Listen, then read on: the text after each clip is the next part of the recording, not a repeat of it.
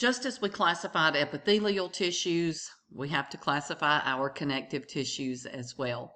Now remember, these are the most abundant and the most varied tissues in the human body.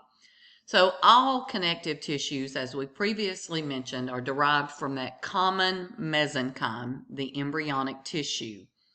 Now that mesenchyme will give rise to three categories of connective tissues. Connective tissue proper. Well, you may be wondering what that means, proper. It actually connects one thing to another. Then we have supporting connective tissues and fluid connective tissues. We'll begin looking at connective tissue proper, and within this we have two categories: loose connective tissues and dense connective tissues. So loose connective tissues, there's fewer cells and protein fibers than we'll see in dense connective tissue. The protein fibers are few and they're irregular in their arrangement. There's a lot, though, of very viscous ground substance. Remember the Jell-O in Granny's Jell-O salad. So these are going to provide packaging material by supporting and surrounding structures and organs. We will see that there are three types of this, but they are all very well organized. Then we'll look at the dense connective tissue, which is made up primarily of protein fibers and a lot less of the ground substance, less of Granny's Jell-O, than we see in the loose connective tissues. So the collagen fibers are the primary fiber type, and of course there is a good bit of those protein collagen fibers. And again, we'll examine three types of dense connective tissue. Areolar connective tissue is sometimes just called loose connective tissue. So you find collagen and elastic fibers within, and they're just sort of loosely arranged in there. Your areolar is very highly vascularized, and the main cell type are fibroblasts. Remember what fibroblasts do? Build fibers. The ground substance, the goo, is very abundant and viscous. So we find areolar connective tissue throughout the body, but lots of this in the papillary layer of the dermis of the skin, which is just below the epidermis, and also in the subcutaneous layer, which is actually not a part of the skin, but it's lots of connective tissues such as adipose tissue that are underneath the dermis and connects it to the tissues that are below. You also find a lot of areolar connective tissue around organs, nerves, muscle cells, and blood vessels. Adipose tissue is our second type of loose connective tissue. It's fat. It's highly vascularized, loose connective tissue, and the cells are called adipocytes. Remember, cyte means cell, adipocyte, fat cell. All right, so these adipocytes are filled with liquid droplets of an oily, fatty fat. Yeah. So it causes the nucleus and the organelles to be pushed out to the inside of the plasma membrane. So when you look at this image of adipose cells, it looks like bubbles. Well, you're seeing big droplets of fat. So we have two different types of adipose tissue. Brown adipose tissue that's found in newborns is able to generate a good bit of heat. But as we age, we lose a lot of our brown fat. White adipose tissue, or white fat, is important for long-term energy storage because it stores triglycerides that we can break down and use to make ATP. But the white fat also provides cushioning, like a shock absorber, insulates, cushions, stores energy, so that we can access that when we need to. We can break down fat and use the triglycerides.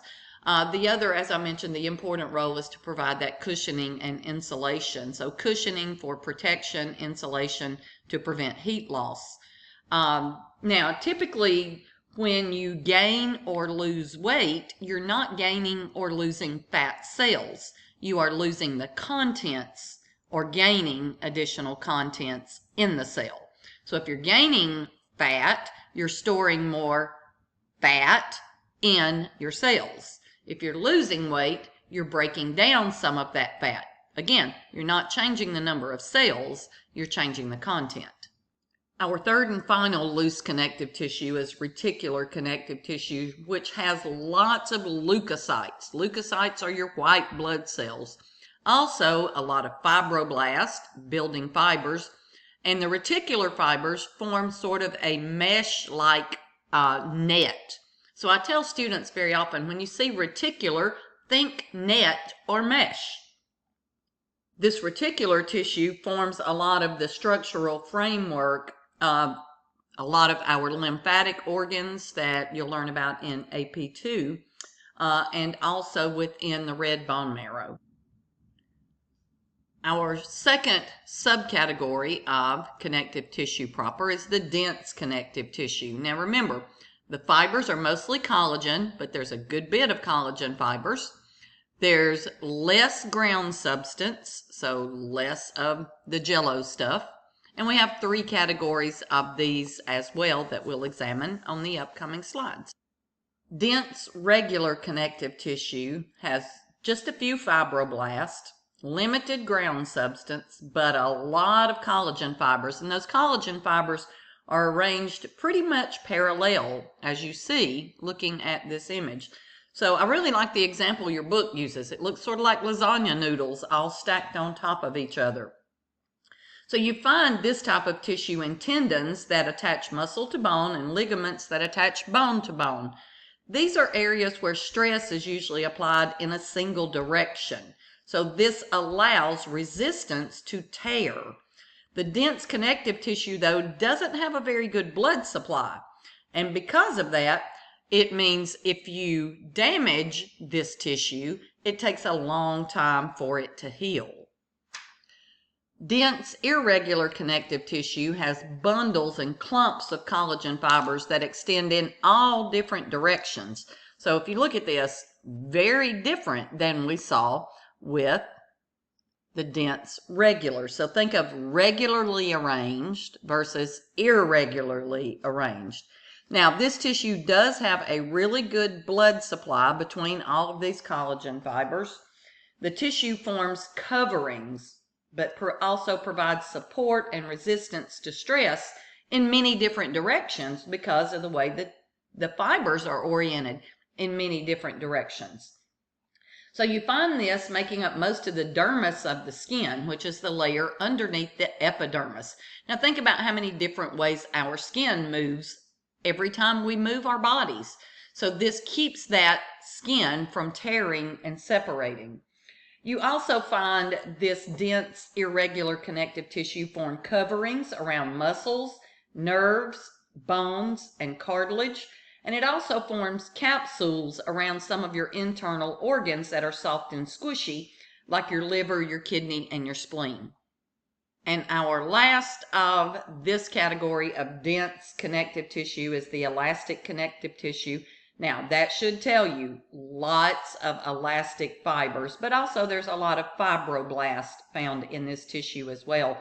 So the elastic fibers provide the ability for the tissue to stretch and recoil. So things that are constantly being stretched and come back, stretch and come back, such as the wall of our large arteries, the trachea, and the vocal cords.